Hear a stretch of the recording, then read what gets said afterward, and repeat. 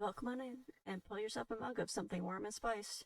Today's story is Why the Sea is Salt, translated by Sir George Dasent in Popular Tales from the Norse, 1841. Originally written down by Asbjørnsen and Mo. Once upon a time, but it was a long, long time ago, there were two brothers, one rich and one poor. Now, one Christmas Eve, the poor one hadn't so much as a crumb in the house, either of meat or bread. So he went to his brother to ask him for something to keep Christmas with, in God's name. It was not the first time his brother had been forced to help him, and you may fancy he wasn't very glad to see his face, but he said, "If you will do what I ask you to do, I'll give you a whole flitch of bacon." So the poor brother said he would do anything, and was full of thanks. "Well, here's the flitch," said the rich brother, "and now go straight to hell." "What I have given my word to do, I must stick to," said the other. So he took the flitch and set off. He walked the whole day, and at dusk he came to a place where he saw a very bright light. "Maybe this is the place," said the man to himself. So he turned aside, and the first thing he saw was an old man with a long white beard who stood in an outhouse, hewing wood for the Christmas fire. "Good even," said the man with the flitch. "Same to you. Whither are you going so late?" said the man. "Oh, I'm going to hell, if I only knew the right way," answered the poor man. "Well, you're not far wrong, for this is hell," said the old man. "When you get inside, they will be all for buying your flitch, for meat is scarce in hell. But mind that you don't sell it, unless you get the hand quern which stands behind the door for it. When you come out, I'll teach you how to handle the quern, for it is good to grind almost anything."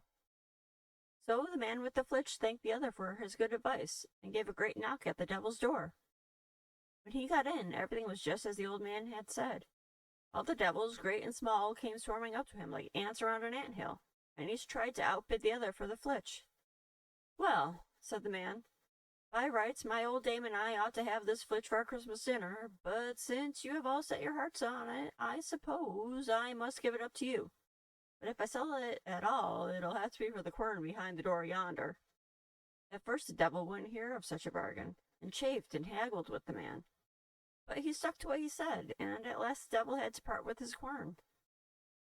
When the man got out into the yard, he asked the old woodcutter how he was to handle the quern, and after he had learned how to use it, he thanked the old man, and went home as fast as he could. But still the clock had struck 12 on Christmas Eve before he reached his own door. "Wherever in the world have you been?" said his old dame. "Here have I sat hour after hour waiting and watching, without so much as 2 sticks to lay together under the Christmas brose." "Oh," said the man, "I couldn't get back before, for I had to go a long way first for one thing, and then for another, but now you shall see what you shall see." So he put the quern on the table, and bade it first of all grind lights, then a tablecloth, then meat, then ale, and so on, till they had got everything that was nice for Christmas fare. He had only to speak the word, and the quern ground out what he wanted. The old dame stood by blessing her stars, and kept asking where he had got this wonderful quern. But he wouldn't tell her. "It's all one where I got it from. You see the quern is a good one, and the mill stream never freezes." "That's enough." So he ground meat and drink and dainties enough to last out till 12th day. And on the 3rd day he asked all his friends and kin to his house, and gave a great feast. Now, when his rich brother saw all that was on the table, and all that was behind the larder, he grew quite spiteful and wild, for he couldn't bear that his brother should have anything. "It was only on Christmas Eve," he said to the rest. "He was in such straits that he came and asked for a morsel of food in God's name. And now he gives a feast as if he were count or king." And he turned to his brother and said, "But whence, in hell's name, have you got all this wealth?" "From behind the door," answered the owner of the quern, for he didn't care to let the cat out of the bag.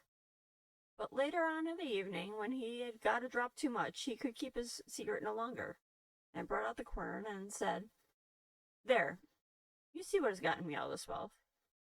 And so he made the quern grind all kinds of things. When his brother saw it, he set his heart on having the quern, and after a deal of coaxing he got it. But he had to pay $300 for it, and his brother bargained to keep it till hay harvest, for he thought, "If I keep it till then, I can make it grind meat and drink that it will last for years." So you may fancy the quern didn't grow rusty for want of work, and when hay harvest came, the rich brother got it. But the other took care not to teach him how to handle it. It was evening when the rich brother got the quern home.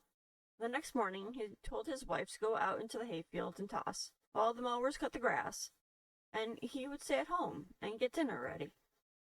So, when dinner time drew near, he put the quern on the table and said, "Grind herrings and broth, and grind them good and fast."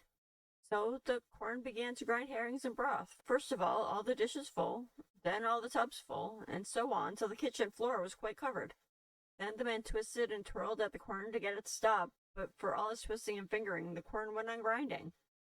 And in a little while the broth rose so high that the man was like to drown.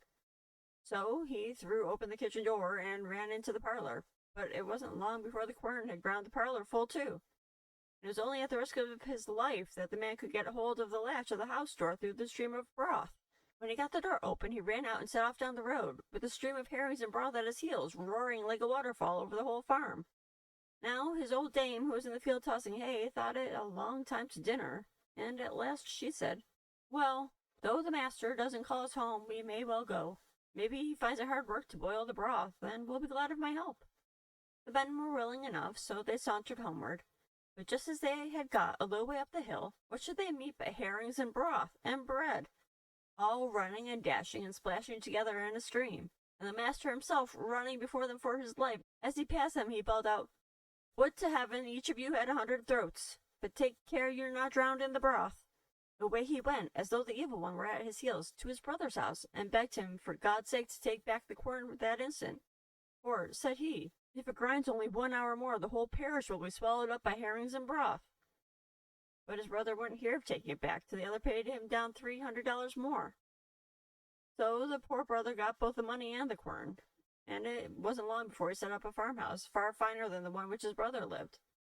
And with the quern he ground so much gold that he covered it with plates of gold. And as the farm lay by the seaside, the golden house gleamed and glistened far away over the sea. All who sailed by put ashore to see the rich man in the golden house, and to see the wonderful quern, the fame of which was spread far and wide, till there was nobody who hadn't heard tell of it. So, one day there came a skipper who wanted to see the quern, and the first thing he asked was if it could grind salt. "Grind salt?" said the owner. "I should think it could. It can grind anything." When the skipper heard that, he said he must have the quern, cost what it would, for if he only had it, he thought he should be rid of his long voyages across stormy seas for a lading of salt. Well, at first the man wouldn't hear of parting with the quern, but the skipper begged and prayed so hard that at last he let him have it, but he had to pay many, many $1,000s for it.